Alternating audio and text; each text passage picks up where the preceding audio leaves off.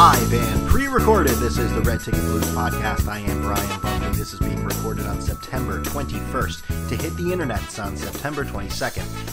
How's everybody doing? You can always listen to the show on iTunes, TuneIn Radio, YouTube, Stitcher, and follow me at BrianBuck13 and at Red Ticket Blues. So, here we are. Week 2 is behind us. Baseball is getting down to the nitty-gritty. Yankees and Mets just finished the Subway Series. The Giants stink. The Jets, we'll see if they're average tonight. By the way, if you just checked in on my picks, it was up 1, down 1, and pending right now with the Jets and Colts. So, won the Patriots, by, actually ended up being a closer game than it really was, 40-32, but that was a 1-point spread, and I, for whatever reason, thought the Texans could handle the Panthers. And for 3 points at least, but that did not happen. But we'll get to all that. We'll touch on a little on the Subway Series. Of course, he interjects himself into everything, that being the Dark Knight, Matt Harvey. And hey, the Mets ran into a team that is over 500 and played a little better than them. It wasn't an ass kicking or anything like that, but we'll talk about exactly what that means going forward. Apparently it doesn't mean shit because the Yankees are down 3-0 right now against the Blue Jays, the series that actually matters. We'll discuss just a quick story about the NBA, which I thought was somewhat interesting, and a new hero emerging in the city of New York that is just inspiring everyone, and I myself am just motivated to do everything because of this supreme being. I hope everyone enjoyed the Neil Best interview last week. I can tell you from experience. Well, no shit, Brian. You did the interview. I can tell you, Neil Best. I can't say enough good things about this guy. He was. If you listen to the podcast, he was great. He gave a lot of information, and behind the scenes, arranging this and getting all this to go forward, class act beyond belief. I'm very lucky to have my first professional interview on the podcast, and hope to be many more. I can't confirm anything right now, but hope to have that being a reoccurring theme every once in a while. But Neil Best, my opinion of him is through the roof. We'll put it that way.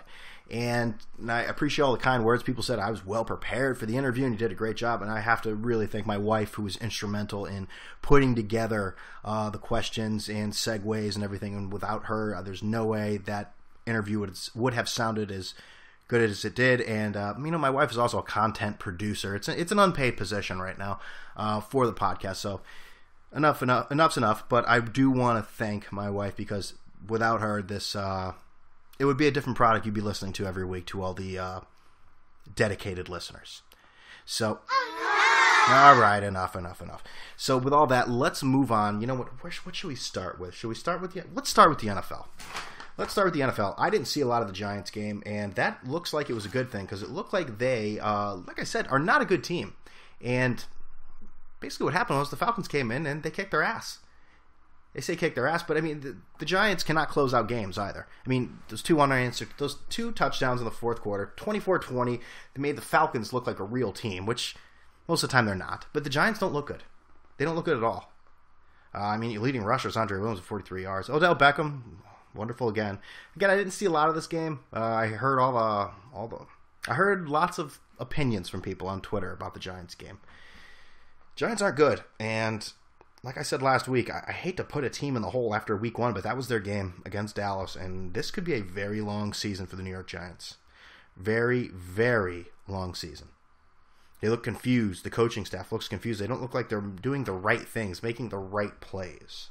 So I can't add much more than that, other than that's going to be a long season. I don't really feel like talking about them for the next 14 weeks, 15 weeks, but unfortunately, that's part of the job when based here in Connecticut, and it's a regional podcast, but we go all around. So, speaking of regional, let's stay in the region. We have New England versus Buffalo, 40-32. Like I said earlier, the game really was never that close. Brady had 466 yards for how many touchdowns? He had 3 touchdowns, and it was the most passing yards ever given up by the Buffalo Bills in their entire history. So the Patriots look pretty damn good. And he's such a smug bastard. After the game, Brady says, we had a lot of good plays, but I think we left a lot of plays out there. Just have to dig in there. if I was Tom Brady, maybe I'd do the same thing. Everyone thinks been handed. He's like that kid in high school, that rich kid that like got a BMW, a brand new one. He's like, oh yeah, it's not that bad. And then like peeled out like the hot cheerleader inside and threw a Heineken out the window. See, I went to a really small high school, so I'm envisioning this is how all high schools were based on raunchy teen comedies. If I'm wrong, then I'm wrong. What can I say?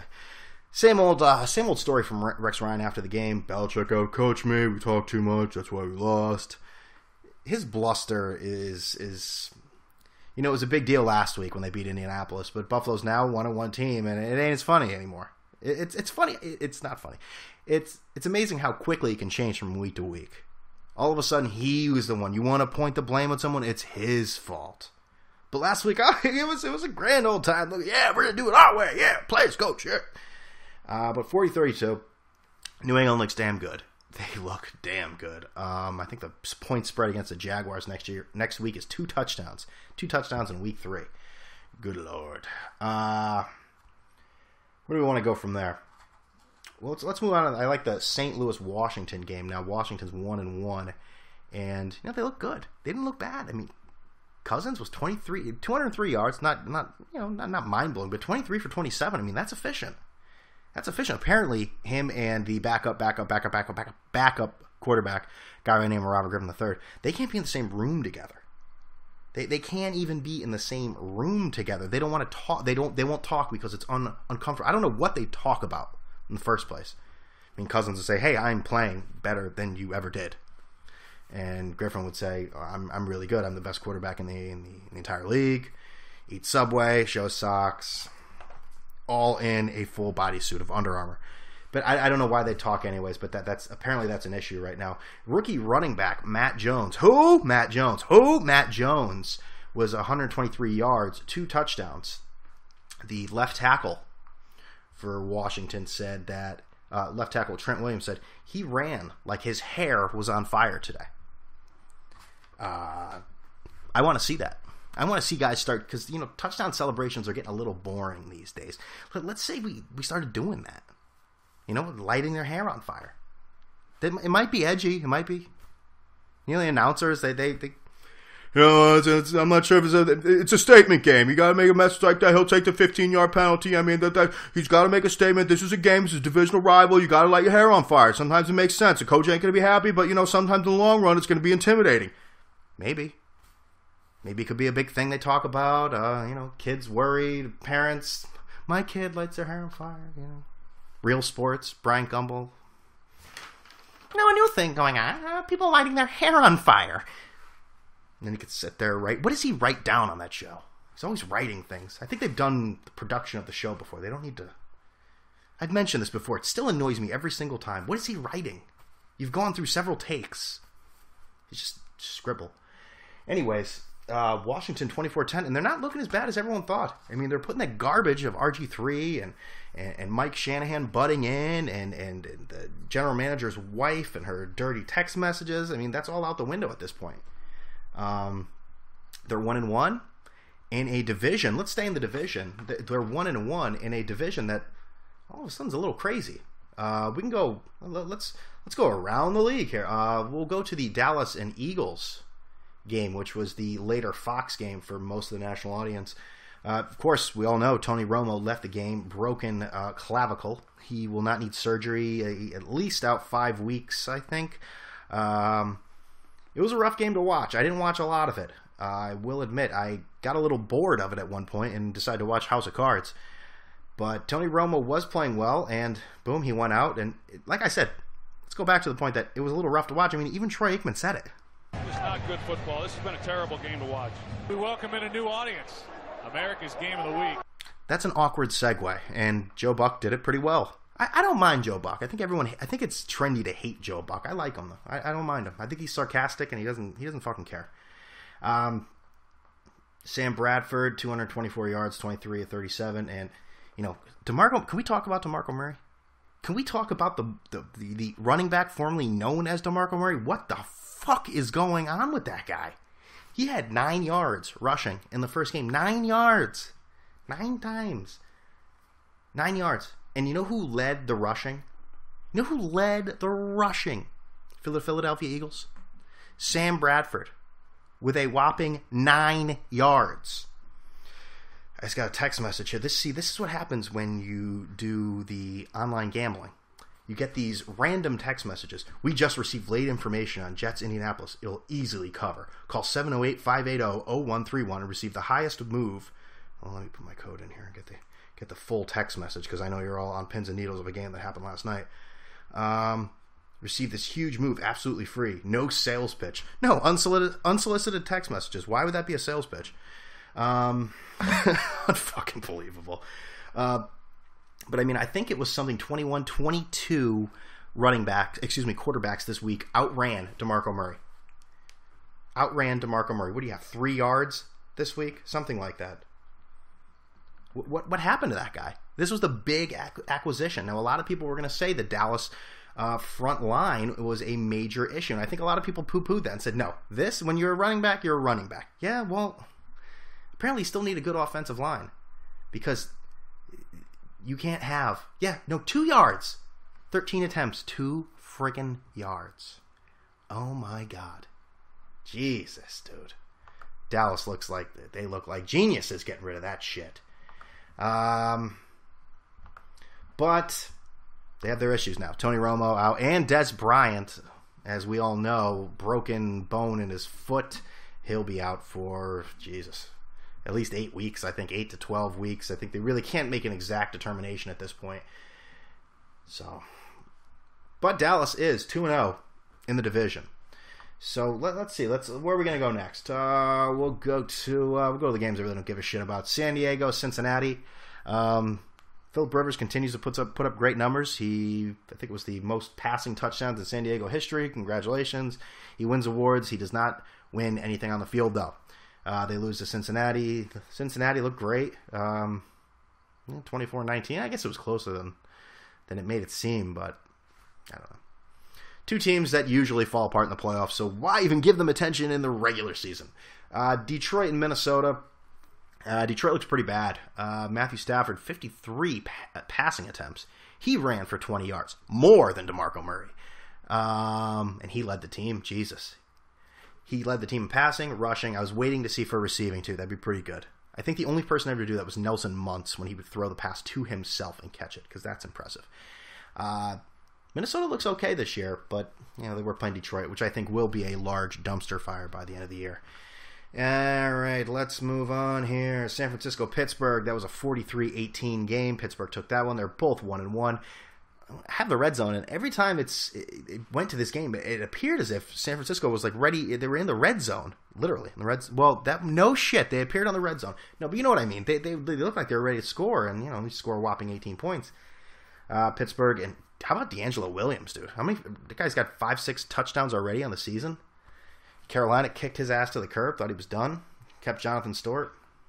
Yeah, pick your poison or whatever. But Pittsburgh, big winners against San Francisco. Baltimore, Oakland, didn't see a lot of that game. It was one of the later games. Baltimore 0-2.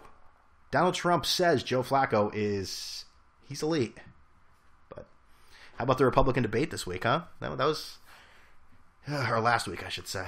Well, I see Paul Walker, rest in peace. Scott Walker has withdrew from the presidential election, which is a good thing because he's one of the crazy ones. I mean, they're all crazy. Let's be honest, but he's gone. Ted Cruz needs to be next. Rand Paul, we need to get rid of him. Okay. Trump, I don't know how long this can last. This whole insulting everyone. At a certain point, you're going to have some sort of policy, something ready to go. I'm a fan, but right now it seems to be working for him. I mean, he doesn't even do well in these debates, and he continues to move up in the polls in the minds of brainless. I enjoy his entertainment. I want him to go very far, but we can't put him in the White House. That can't happen. But I was thinking today, maybe he gets into the White House, becomes sane. He's like, I'm a businessman, and I'm going to treat this country like a business and start making rational fiscal decisions. He's going to piss off 100% of the public because the people that voted for him will say, hey, come on, I thought you were about building walls. And then the other people will say, no. The Trump, anti-Trump people will say, no, you can't change. You're still Donald Trump. So everyone will hate him. That'd be interesting. Because you can't run a presidency by insulting all these countries and these people. I mean, it doesn't work that way. But polls are polls. Polls schmoles. Stats smash.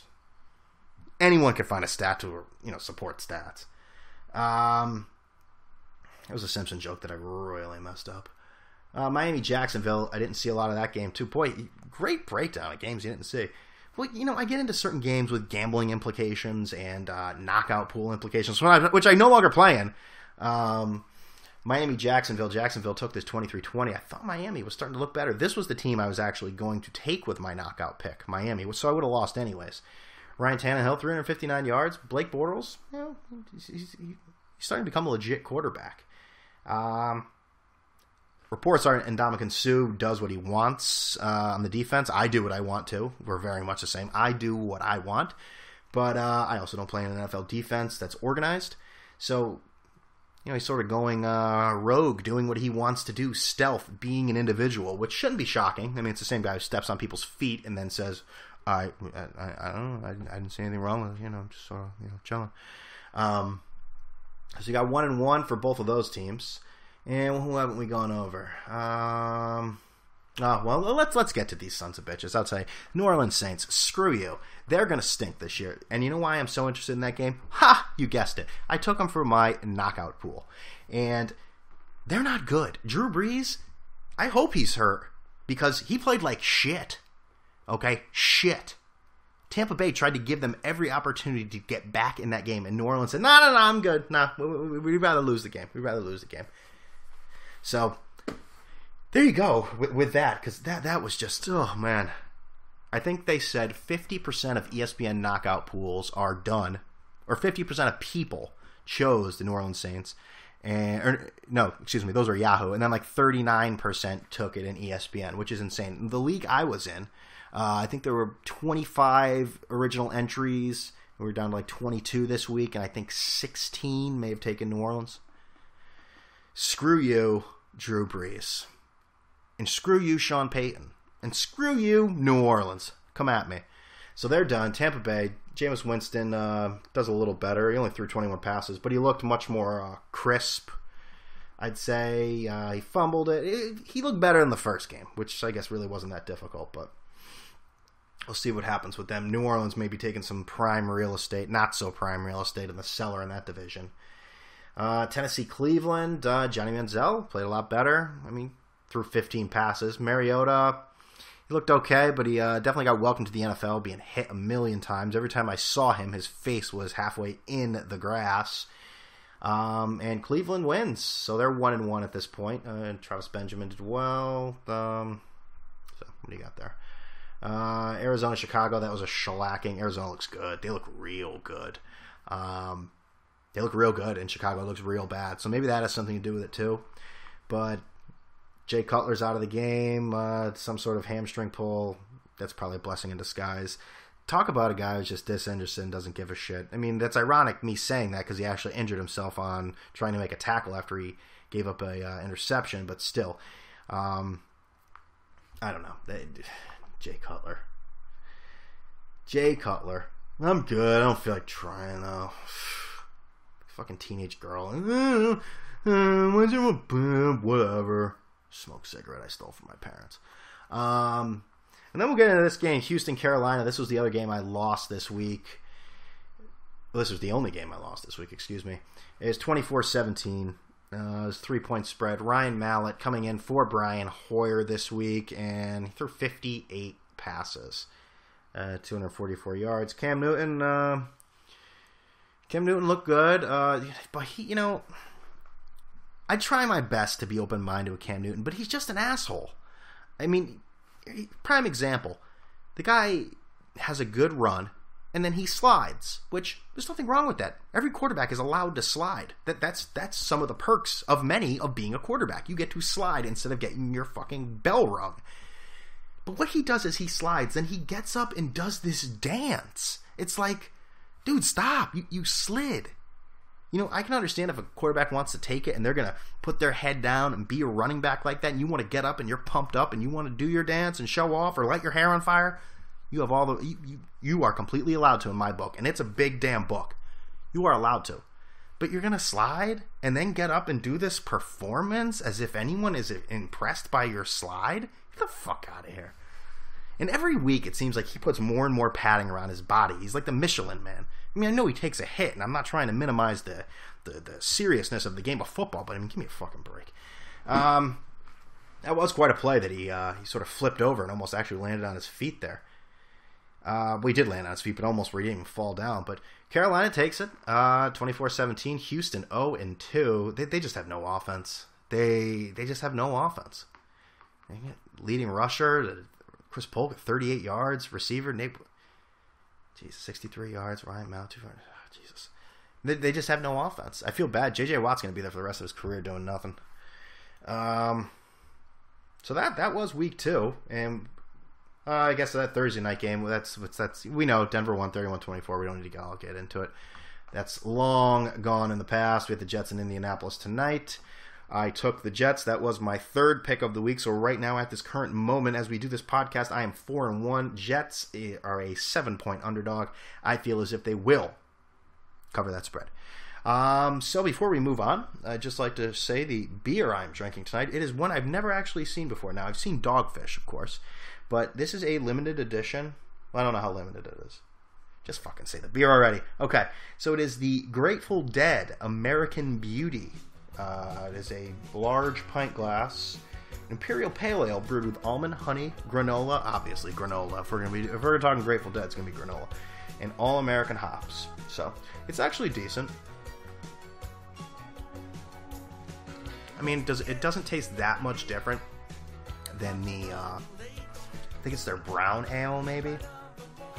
It's Imperial Pale Ale. It tastes a lot like one of their beers.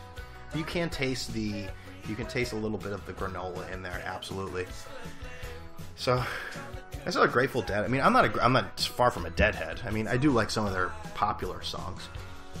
But, I was never into the whole jam band, sit there for a 35-minute drum solo, or not drum solo, guitar riff, or I'm using all sorts of incorrect musical terms to do this. But anyway, let's move on. Let's switch sports here. You know what? I'm not going to give you my picks, because I don't know what I'm doing with the Thursday podcast yet. So I will be doing the Thursday podcast, but I'm not exactly sure. So I'll give you the picks either Thursday or look at the Red Ticket Blues account, because I'm sure you'll all be going. That's the best way to follow. Don't you want to make money? The Red Ticket Blues account, I will be giving my picks for the week 3 in the league where they pay. For pay. So let's switch sports here for a second. Let's switch to baseball. Now, the talk of the town, obviously, was the Subway Series. Mets took home the first one with a Steven Matz. And, you know, I always think it's funny that Mets fans are ready to just pop this guy in there, a guy who has had very little experience at all in the major leagues, and say, oh, yeah, he'll pitch game 2 or game 4 of the playoffs. He'll be fine. I think, Jesus, you're putting a lot of pressure on this guy. The guy's good. And, he looked unfazed in that first game. He pitched wonderful. A little overpitched a little bit, so I mean, he didn't, and they're still easing him back in, but wow. I mean, guy's good. On Saturday, the Yankees got around a little bit on Syndergaard, and hey, they made the right plays. They got the Beltran home run, curse of Carlos, and Brian McCann home run, and that was all they needed. And of course, last night was the one that everyone's going to talk about. We knew it was going to be the one to talk about before even the game had been played. We saw CeCe, the former ace, who has been pitching well, including last night. And of course, Mr. Matt Harvey. His pitching limits have made news throughout baseball, and they've been conflicting. So last night, Matt Harvey on the mound did what Matt Harvey does, and that's dominate. And what happened was, I forget how many actually pitches he had. We did 5 innings. Because, pitches only matter in the game. Innings matter for the season. So I guess they really weren't looking at it. I still want someone to explain that to me. I'm sure there's an article that says it, and I'll read it, and then I'll say, all right, now explain the article to me. But after 5 innings, he was taken out of the game. He just didn't go out for the 6th. And, of course, it's ESPN, so they have even closer coverage of what's going on. The cameras are closer to the players there. So you see this. It's almost like it was directed. And go! Action.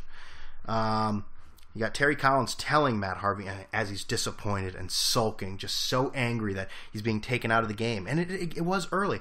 But Mr. Harvey, you and your agent created this.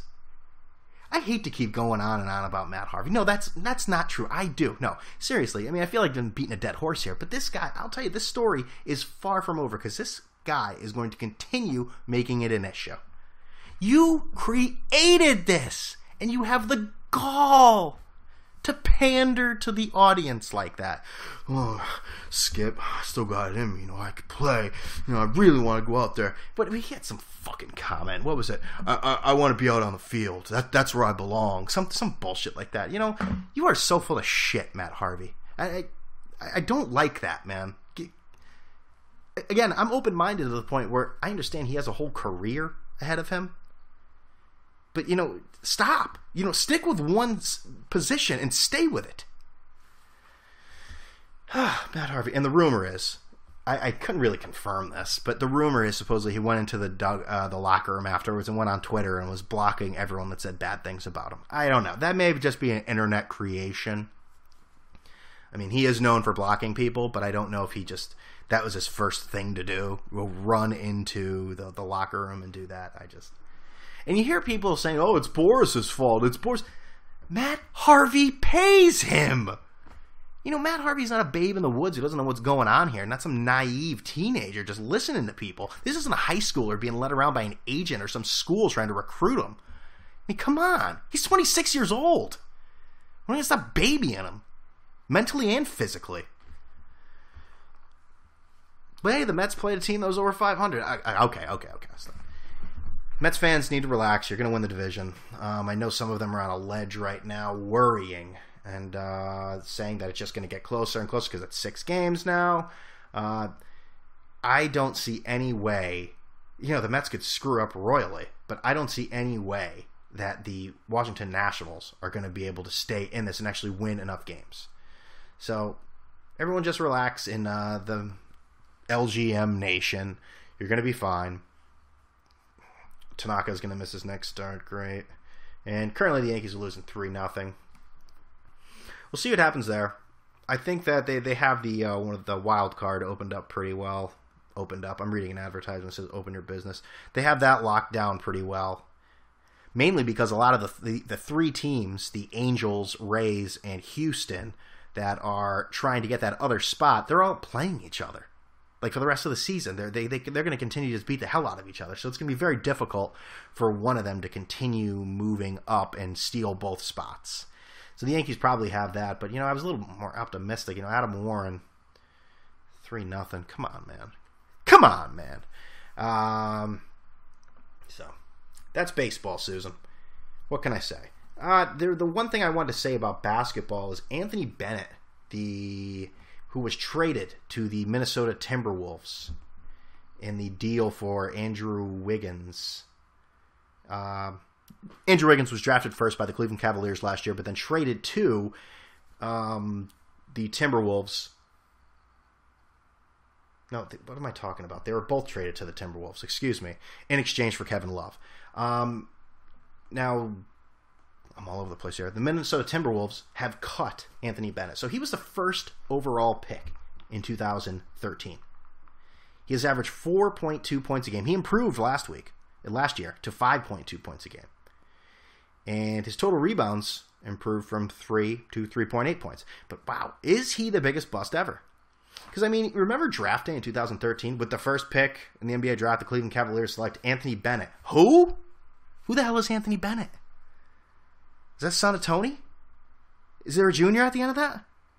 Anthony Bennett from UNLV. That guy's garbage. And now he's a free agent. So, I know there's one team that may be interested in him. New York Knicks. Go New York, go. Possibly, maybe a little. And we'll end the podcast tonight with an inspirational tale. It's inspired me to be a better person every day. And that, of course, is Pizza Rat. Pizza Rat has made a debut in the New York subway. And I haven't seen a rat that happy with pizza since Master Splinter.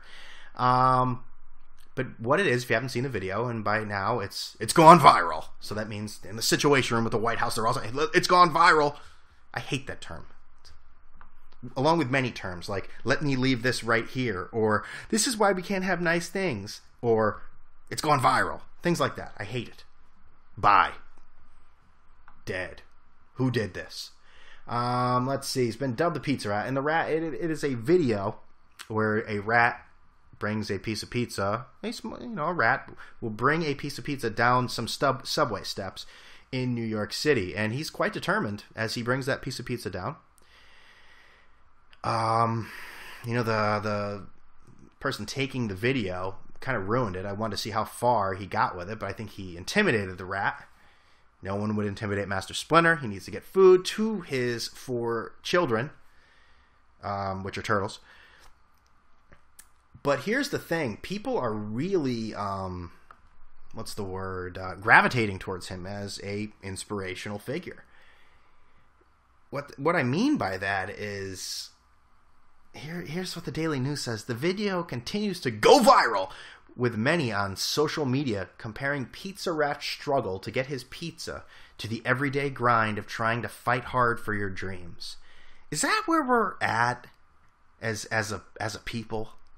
We're channeling our inner ratdom to fucking wake up in the morning and do something that makes us happy. A rat brought food from one area to another. Suddenly I don't want to jump off a cliff today. I want to try hard at my job. One tweet says, Pizza Rat is me, to be honest. Another says, we should all aspire to be like Pizza Rat. And if you go to Twitter and actually look up Pizza Rat, there are several accounts for Pizza Rat. And my favorite, actually, when you look up on Twitter, just put in Pizza Rat. And when you go to accounts, my favorite is Real Pizza Rat. Because the other ones, there are Fugazi Pizza Rat accounts, just in case you were wondering. Real Pizza Rat has 69 followers, with such hysterical quotes, tweets as, Pizza Rat is just like every other white girl at 2 a.m. on a Saturday night. Oh, okay. Could be white guy, or black guy, or Hispanic gender, but transgender. Kidding, I kid. We all know there are a shit ton of rats at the Emmys. I'm looking at you, Amy Schumer. Just want to take this moment to bring attention to the fact that rodents are unrepresented. Just launched my new site, pizzarat.com. Are you fucking kidding me? Perform your own health inspection. I swear, it does not take much for some people.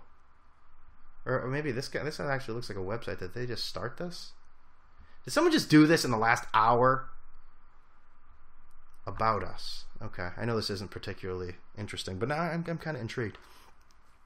Going out tonight? Check with Pizza Rat first. You don't know where you're eating, but is it clean? Does your restaurant inspection before you... I guess that's actually not a terrible idea if you're actually ready to do an app like that. Or maybe this has... It's a Pizza Rat. Okay, maybe it existed before the... He says just launched my new site 51 minutes ago. I know that Pizza Rat...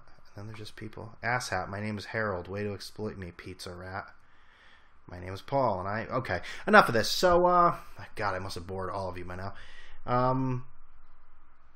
See what the teams in New York will do. Oh, this is another thing I forgot to... This is the one game I forgot to go over. Yes, we're going to go all the way back to the beginning. Seattle and Green Bay. And, boy, Aaron Rodgers... he is like Brady light. Brady 2.0 with his arrogance. He says after the game, ripping... we don't know if it's actually a dig at... What's his name? Russell Wilson, quarterback of the I'm losing my train of thought here, Seahawks, when he said, I guess... he said this. Preparation.